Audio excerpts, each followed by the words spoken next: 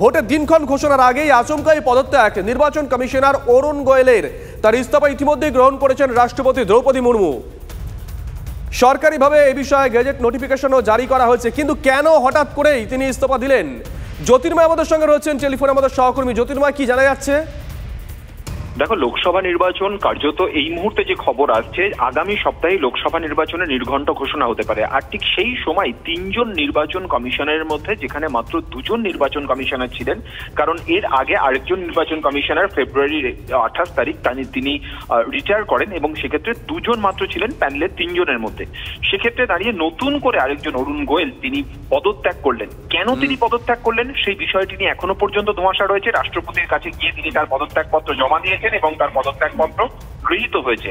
এর পরবর্তী ক্ষেত্রে যে প্রশ্নটা প্রাসঙ্গিকভাবে আসছে যে লোকসভা নির্বাচন যখন সামনে, তখন একজন মাত্র শুধুমাত্র চিফ ইলেকশন কমিশনারকে দিয়ে কিভাবে এই নির্বাচন, বিপুল নির্বাচন প্রক্রিয়া আয়োজন করা সম্ভব? সূত্র মারফত যে খবর আমরা পাচ্ছি, আগামী 48 ঘন্টা বা 24 ঘন্টার মধ্যেই নতুন আরো 2 জন নিয়োগ হতে পারে। কিন্তু সেক্ষেত্রে রাজনৈতিক গুরুত্বপূর্ণ প্রশ্ন উঠে গিয়েছে। ইতিমধ্যে তৃণমূল কংগ্রেসের তরফ থেকে সাকেত গোখেল, রাজ্যসভার সাংসদ, তিনি টুইট করে বলেছেন, প্রধানমন্ত্রী নরেন্দ্র মোদী এই মুহূর্তে যেভাবে নতুন আইন এসেছে, সেক্ষেত্রে সরকারের সংখ্যাগরিষ্ঠতা রয়েছে এই নির্বাচন কমিশনার নিয়োগের ক্ষেত্রে, যে নির্বাচক কমিটি রয়েছে সেই কমিটিতে, এবং সরকার তার পছন্দ মতো 2 জন নির্বাচন কমিশনারকে নিয়োগ করবে নিজেদের স্বার্থে, যাতে কাজ করানো যায়। ফলত এই রাজনৈতিক অভিযোগ উঠতে শুরু করেছে।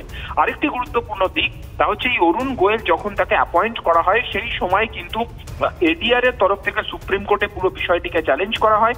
তার এই নিয়োগ পদ্ধতি নিয়ে প্রশ্ন তোলা হয়। তিনি ভলেন্টারি রিটায়ারমেন্ট নেওয়ার ঠিক তার পরের দিনে তিনি নির্বাচন কমিশনার হিসেবে নিযুক্ত হন, এবং এক্ষেত্রে অভিযোগ ওঠে যে তিনি জানতেন যে তিনি নির্বাচন কমিশনার হিসেবে নিযুক্ত হবে, যেটা সম্পূর্ণভাবে নিয়ম বিরুদ্ধ, এবং তার ফুল টেনিউর অর্থাৎ 6 বছরের যে তার মেয়াদ থাকার কথা, সেই 6 বছরের সময়কালও তার হাতে নেই। ফলত পুরো এই নিয়োগ প্রক্রিয়া নিয়ে একটা সময় প্রশ্ন উঠেছিল, তাকে ঘিরে একাধিক প্রশ্ন ছিল। কিন্তু এই মুহূর্তে যেটা সব থেকে গুরুত্বপূর্ণ প্রশ্ন, কেন তিনি পদত্যাগ করলেন, সেই প্রশ্নটা কিন্তু সব থেকে গুরুত্বপূর্ণ ভাবে সামনে নজর থাকবে আমাদের। জ্যোতির্ময়, ধন্যবাদ। এদিকে মেগা সানডেতে ব্রিগেডের মেগা সমাবেশ, তার আগের দিন রাত্রিবেলা এই ঘটনা। তৃণমূল কংগ্রেসের তরফ থেকে কি প্রতিক্রিয়া শোনাবো? এটা একটা খুব বড় কনস্টিটিউশনাল ক্রাইসিস, এবং এটা নরেন্দ্র মোদীর সরকার এর জন্যে ডিরেক্টলি এবং ইনডিরেক্টলি দায়ী। খুব বড় প্রশ্নের মুখে পড়ে গেল যে এবারে একজন শুধুমাত্র চিফ ইলেকশন কমিশনারকে নিয়ে কিভাবে তারা নির্বাচনের পদক্ষেপ করবে। এটা অত্যন্ত দুর্ভাগ্যের যে ভারতবর্ষে এখন এমন একটা সরকার চলছে, যে সরকার নির্বাচনের মধ্যে দিয়ে নির্বাচিত হয়, সেই নির্বাচন কমিশনকেও করায়ত্ত করছে এবং বৈরিকীকরণ করছে। এর থেকে দুঃখের আর কিছু হয় না। তৃণমূলের জনগর্জন সভা উপলক্ষে ইতিমধ্যেই বিভিন্ন জেলা থেকে শহরে আসতে শুরু করে দিয়েছেন তৃণমূল কংগ্রেস কর্মী সমর্থকরা। Netaji Indoor, Gitanjali Stadium, Eco Park ঠিক থেকে ভিড় সেখানে। কালকের ব্রিগেড থেকে কি বার্তা দেন মমতা অভিষেক, তা শুনতে উন্মুখ কর্মী সমর্থকরা। নেতারা কনফিডেন্ট কাল ব্রিগেডের ভিড় তাক লাগাবে। ব্রিগেড প্যারেড গ্রাউন্ডের যে সমাবেশ, তা রাজনৈতিকভাবে কিন্তু খুবই গুরুত্বপূর্ণ, এবং আমরা দেখতে পাচ্ছি এখানে বিভিন্ন জেলা থেকে আসা মানুষজন তারা জটলা করে রয়েছেন। কেন্দ্রের মোদী সরকার বাংলার প্রতি বারবার বঞ্চনা করছে, তারই প্রতিবাদে কিন্তু আমাদের জনগর্জন সভা। বাংলার মানুষ মমতা বন্দ্যোপাধ্যায় সঙ্গে আছে। লোকসভা নির্বাচনের আগে তৃণমূল নেত্রী কি নির্দেশ দেন সেটা যেমন গুরুত্বপূর্ণ, অন্যদিকে যারা সমর্থকরা রয়েছেন তারা এটাও জানতে চাইছেন যে অভিষেক বন্দ্যোপাধ্যায় তিনি কি নির্দেশ দেন। যা নির্দেশ দিবে তার সিদ্ধান্ত নিয়ে আমরা এই সামনে ইলেকশনে আমরা কাজ করব। কালকে মিটিং, বিভিন্ন জায়গা থেকে আমাদের লোকরা আসছে, কালকে ব্রিগেড ভরে যাবে, এটুকু বলতে পারি। তৃণমূল কংগ্রেসের সুপ্রিমো মমতা বন্দ্যোপাধ্যায় এবং কর্মী সমর্থকদের সেনাপতি অভিষেক বন্দ্যোপাধ্যায়ের কাছ থেকে বার্তা শুনতে তৈরি দলের কর্মী সমর্থকরাও। ক্যামেরায় সমরের সঙ্গে কৌস্তব গঙ্গোপাধ্যায়, TV9 বাংলা, কলকাতা।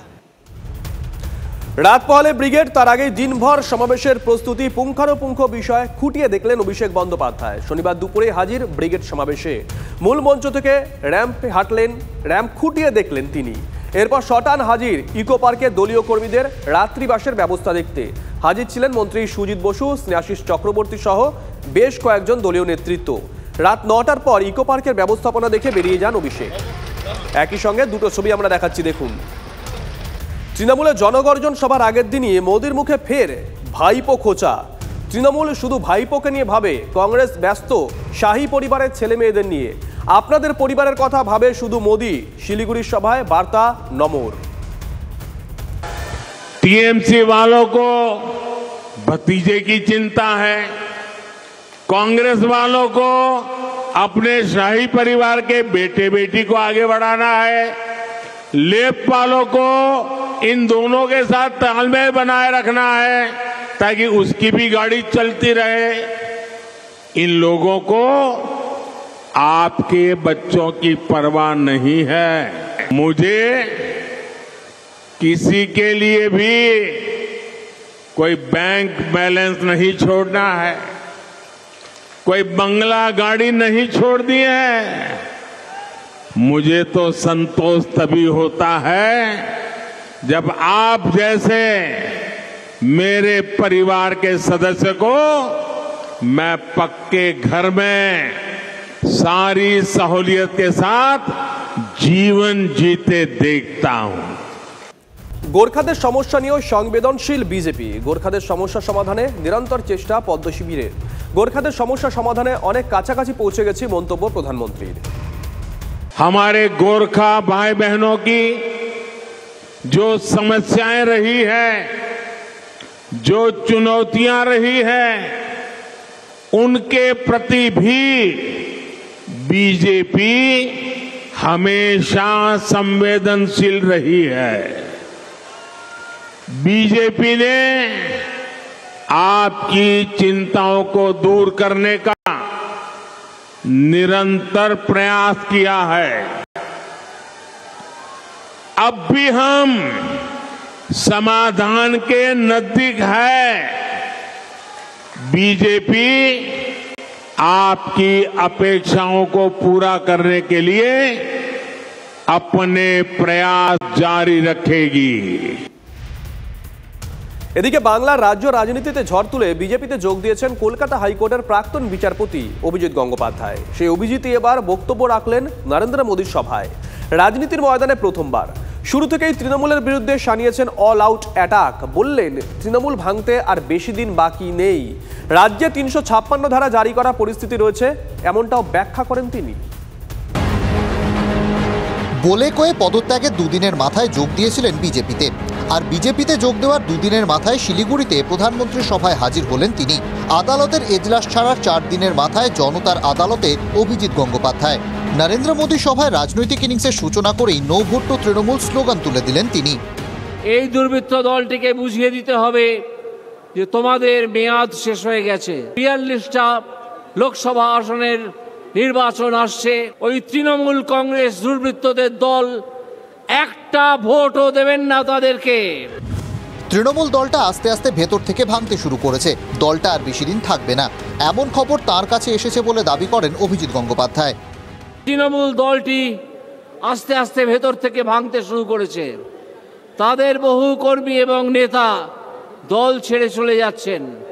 তাদের পক্ষে আর সেই দলে থাকা সম্ভব হচ্ছে না, কারণ সিবিআই এবং ইডি সেই দুর্বৃত্ত দলের নেতাদের ধাওয়া করেছে।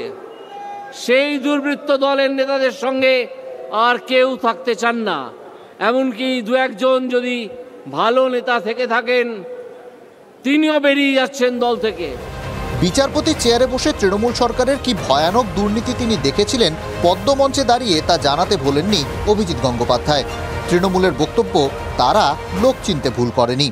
মামলা শুনছিলাম বিচারপতি হিসেবে, তখন আমার চোখে ধরা পড়েছিল সে কি ভয়ানক দুর্নীতি। আমরা বলেছিলাম এই বিচারপতির মনের মধ্যে রয়েছে অন্ধ তৃণমূল বিরোধিতা।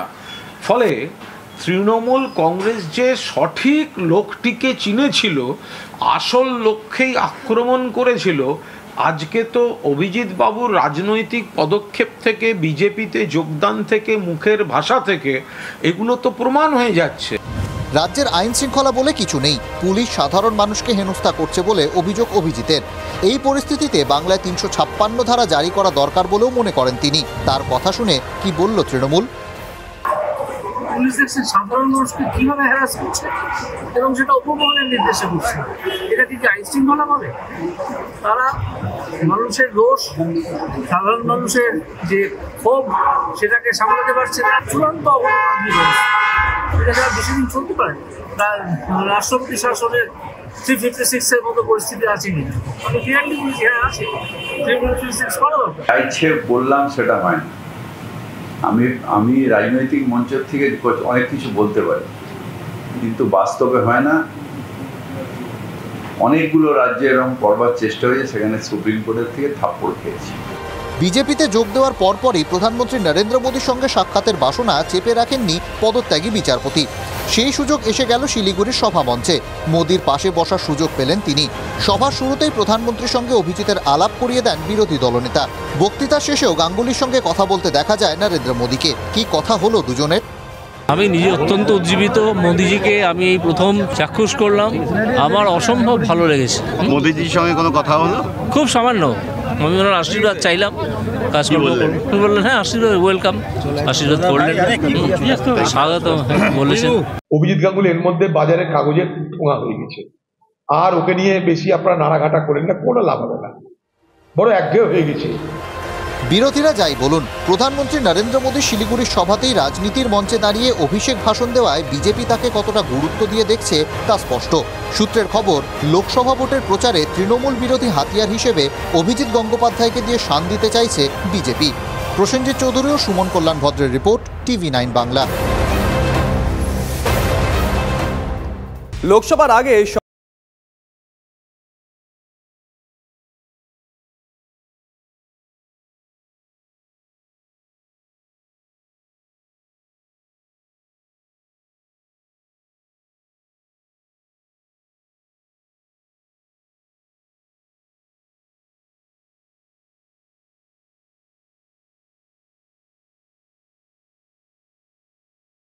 বিক্ষোভের মুখে ঘাটালে বিজেপি প্রার্থী হিরণ চট্টোপাধ্যায়। 100 দিনের কাজের বকেয়া চেয়ে বিক্ষোভ।